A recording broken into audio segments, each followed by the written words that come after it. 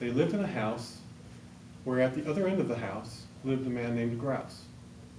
Now Grouse was a widower with many children, very quiet, and he spent all of his time out in the woods building a canoe.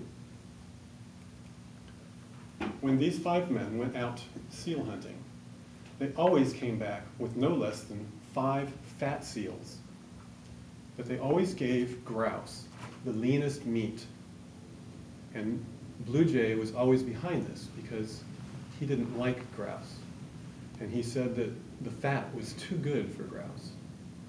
He also sneered at him when he was around and treated him rather poorly. One day, Grouse went out into the woods and carved out of cedar a seal, and he burned it black with fire. And then he talked to the seal, and he told him what to do. The seal dived into the water and swam out to sea. The very next morning, before daylight, the 5 went out in their canoe to go seal hunting.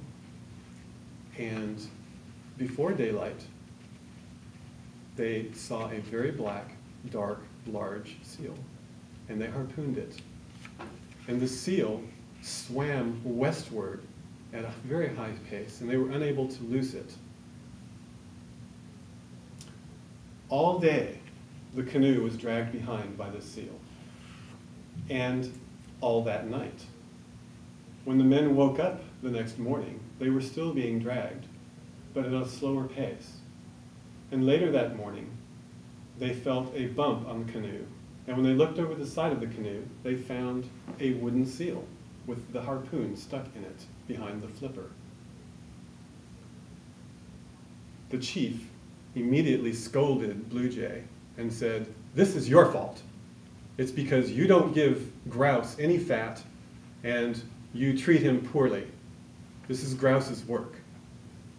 And Blue Jay could only hang his head and not say a word, for he knew it was true.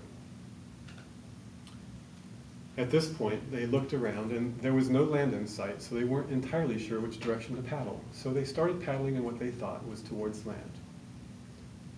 3 days and 3 nights they paddled with no land in sight, and the 4th day they finally spied a horizon that looked like it might be the Quinault Mountains behind their area. So they paddled very hard all day that day, and nightfall they came to land. And they rested, and the next morning they took off in a southerly direction to try to find their village.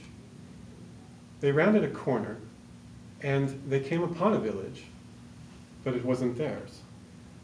A very tall pole was standing in the center of this village, and they asked what it was, and the villagers said, "That's Squirrel's pole. He's a climber, and he climbs it every day, and he's challenging you to a contest." So Blue Jay and Squirrel both took a very sharp bone, and the rule was that the first one that got to the top was allowed to bang the other one over the head with the bone, and that was the winner.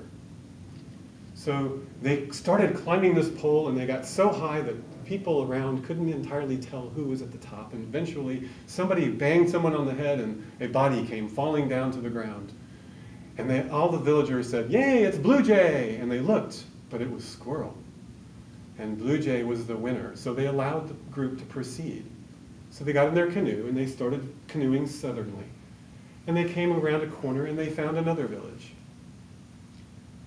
The villagers came out to meet them and challenged them to a diving contest. For you see, Hair Seal was an expert diver in this village.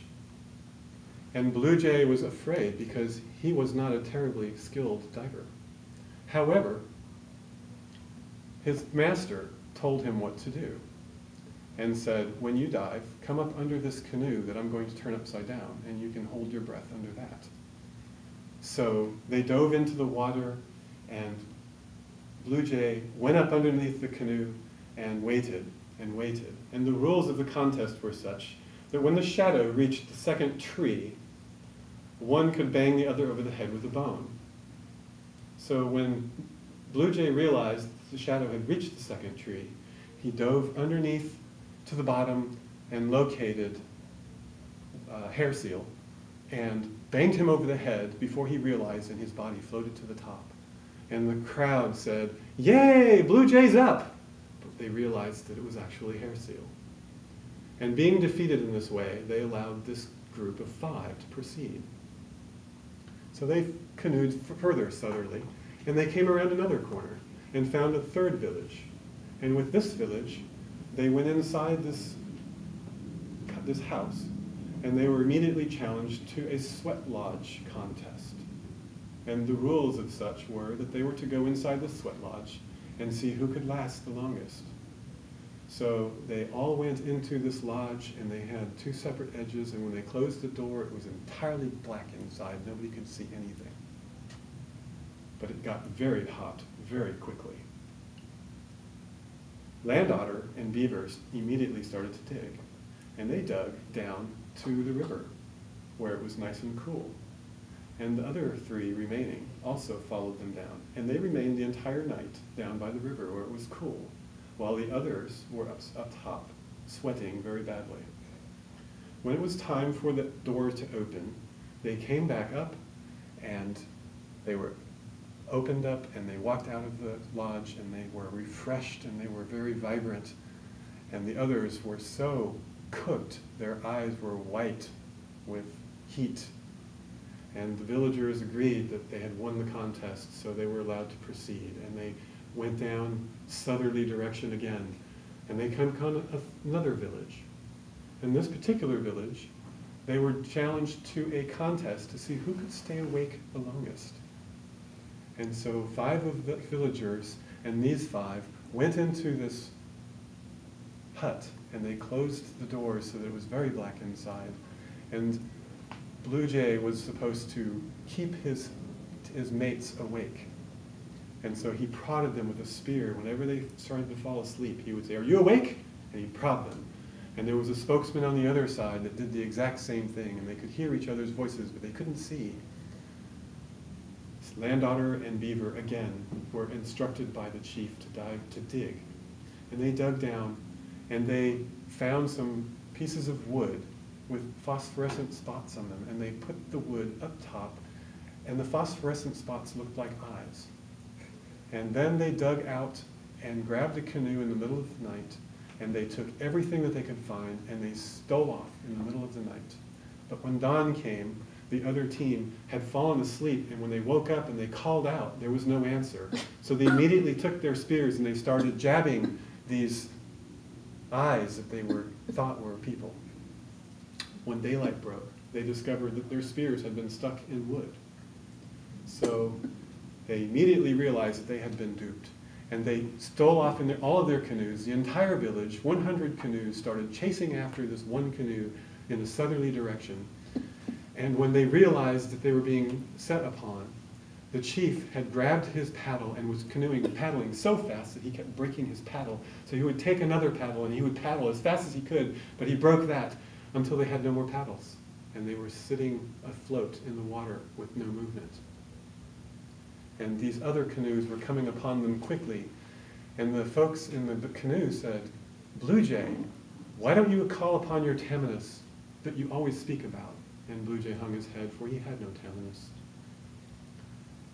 Land Otter had a Tamanus, and he called upon it, and a small wind came upon them. And Beaver did the same. He called upon his Tamanus, and another wind came upon, but it wasn't great enough to cause problems. And the chief called upon his Tamanus, and a great storm swept over the water with a fog and lasted for a little while. And when the storm cleared, all of the other canoes were upside down, and there was not a single person alive in the water.